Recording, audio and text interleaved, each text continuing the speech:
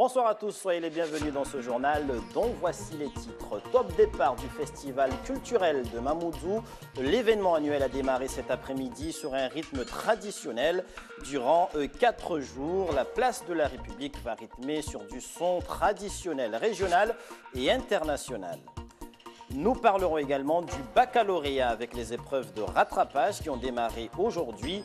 Une journée marquée par plusieurs couacs liés à différentes difficultés rencontrées par les candidats pour répondre à leur convocation à l'oral. Et puis il y aura du e-foot dans ce journal avec la phase finale du championnat d'outre-mer. Elle s'est déroulée ce jeudi dans les locaux de France O à Malakoff. Et notre représentant Adrien Dechaine de Mayotte la Première a décroché la 3e place. Vous découvrirez le portrait de ce passionné de jeux vidéo de football en fin d'édition. Et avant de développer tous ces titres, les suites du drame de Chikoni, on en sait un peu plus sur le décès de Saïndou Samba, retrouvé mort en début de semaine. Le médecin légiste envoyé depuis Paris a pratiqué aujourd'hui l'autopsie et cette dernière a démontré une mort par strangulation, ce qui confirme la thèse criminelle. Le procureur de la République nous a accordé une interview en fin de journée. On l'écoute. Ce que l'on peut affirmer de façon certaine aujourd'hui, c'est que le décès est dû à une cause extérieure, c'est-à-dire à l'intervention d'un tiers.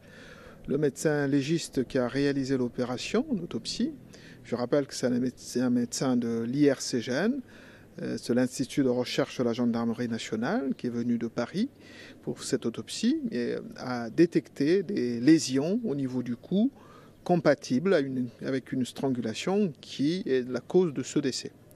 Donc, il s'agit clairement d'une affaire criminelle.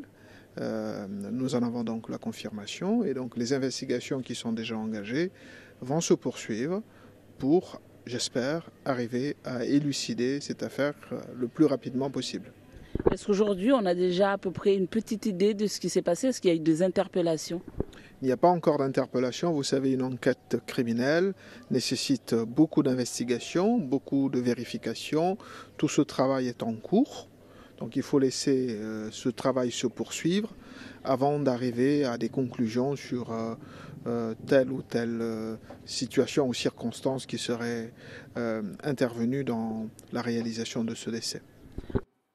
Éducation et les oraux du second groupe pour les candidats du bac ont commencé ce jeudi et devront durer jusqu'à demain. Ce matin au lycée Younoussa Bamana, beaucoup de ces candidats au rattrapage ont dû patienter une bonne partie de la matinée. Ils ignoraient tout simplement dans quelle classe ils devaient passer leurs oraux. Enseignants et élèves ont donc dû attendre dans le stress la résolution du problème. Kalatoumi Abdilhadi, Géraldine lui.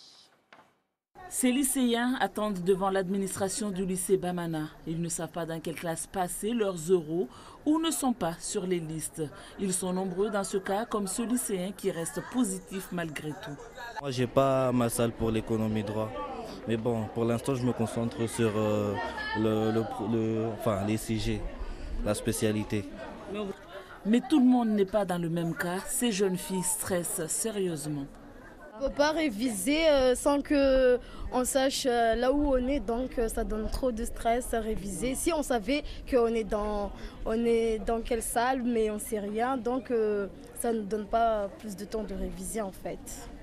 Il fallait organiser les choses bien avant. On est venu ici, on nous a dit qu'on passe le management demain. Mais pour l'écho, on ne sait pas si on passe aujourd'hui ou demain. Donc on est obligé de rester là et attendre.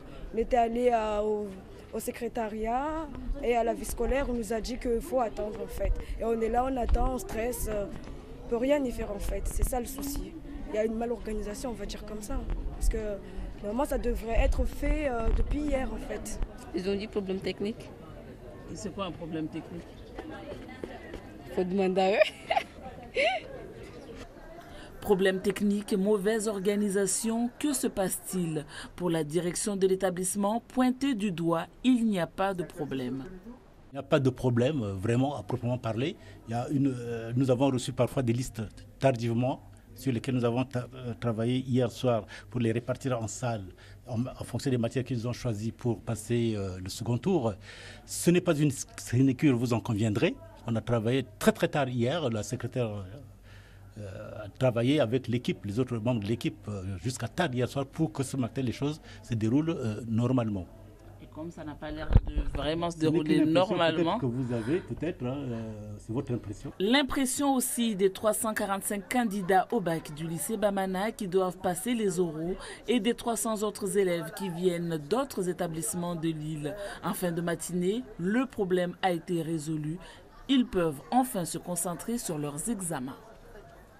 Autre titre de l'actualité, le festival culturel de Mamoudzou qui a donc démarré cet après-midi. La capitale de l'île va ainsi vibrer durant 4 jours sur la place de la République. Au programme de la musique, du chant et de la danse. Les précisions avec Hachim Saïd Hachim et Géraldine Louis. La sécurisation du festival commence par la scène, un travail qui a nécessité 2 jours d'installation et de préparation pour la rendre parfaitement aux normes. Escaliers, rampes, barrières et mise à terre. Pas moins de 5 tonnes de matériel déployé pour la scène, les lumières et la sonorisation, du lourd d'une puissance de 12 000 watts, de quoi faire vibrer les cœurs des festivaliers. Pour la clarté de la scène, des rampes de lumière automatiques contrôlées par ordinateur, bref, de quoi donner de la couleur et chaleur aux 10 000 personnes attendues, des milliers de personnes qu'il faudra encadrer et contrôler. Certains accès en périphérie de la zone du festival seront réglementés. Au niveau de la scène, Dadi Poslim ne sera pas de la fête, il n'a pas obtenu son visa d'entrée à Mayotte. Baïna, Smaven et Eldine seront bien là ce soir à partir de 21h.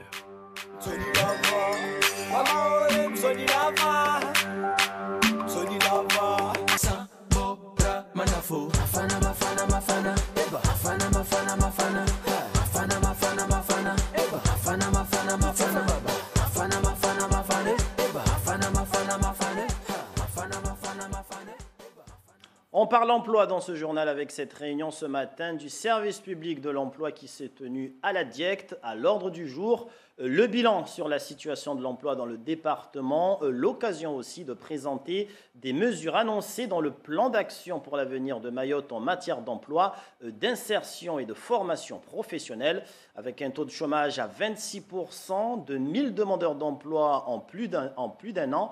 En plus, en un an, et avec une demande d'emploi sur 3 classée sans suite, l'État financera 486 places en formation supplémentaire pour un coût de près de 2 millions d'euros.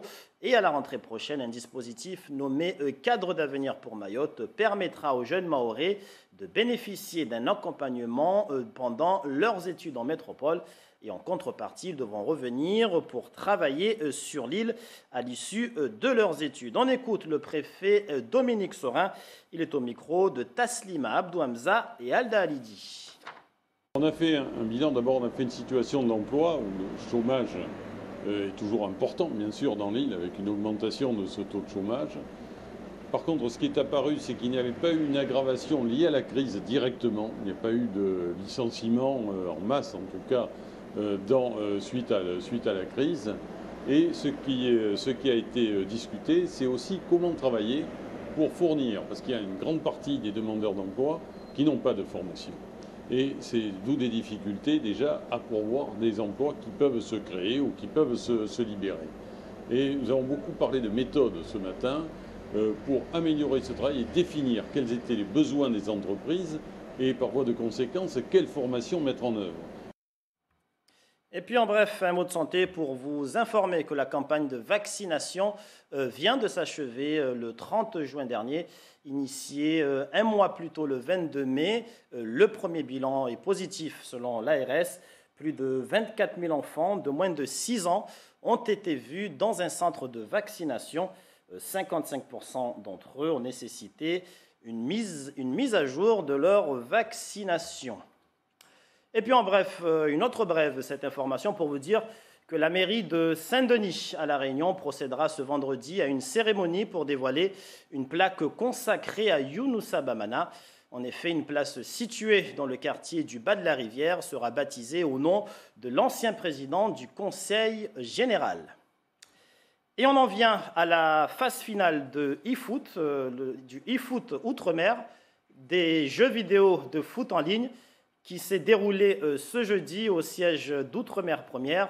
Et le champion de Mayotte de l'océan Indien, Adrien Dechêne, salarié à Mayotte la Première, a terminé troisième de ce championnat ultramarin. Il a remporté la petite finale contre le champion tahitien représentant de la zone Pacifique, score final 3-1. Et dans le cadre de l'opération eFoot organisée par notre société France Télévisions pour accompagner le mondial en Russie, nous vous présentons ce soir le portrait d'Adrien Dechêne, un portrait signé Daresh Daou et Noam Youssouf. Adrien Dechêne est un passionné de jeux de console. Et avec son sang marseillais, il consomme énormément le football. Il peut avaler des heures sans se fatiguer.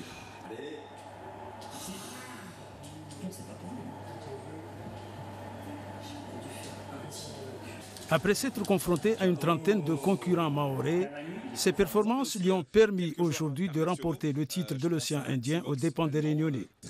Dans ce type de jeu, la tactique est fondamentale.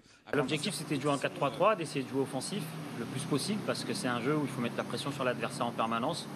Donc j'ai joué avec 2 joueurs à la récupération de balles, un numéro 10 pour un peu faire le jeu et distribuer, et 3 joueurs devant pour pouvoir attaquer et être très haut pour la récupération de la balle.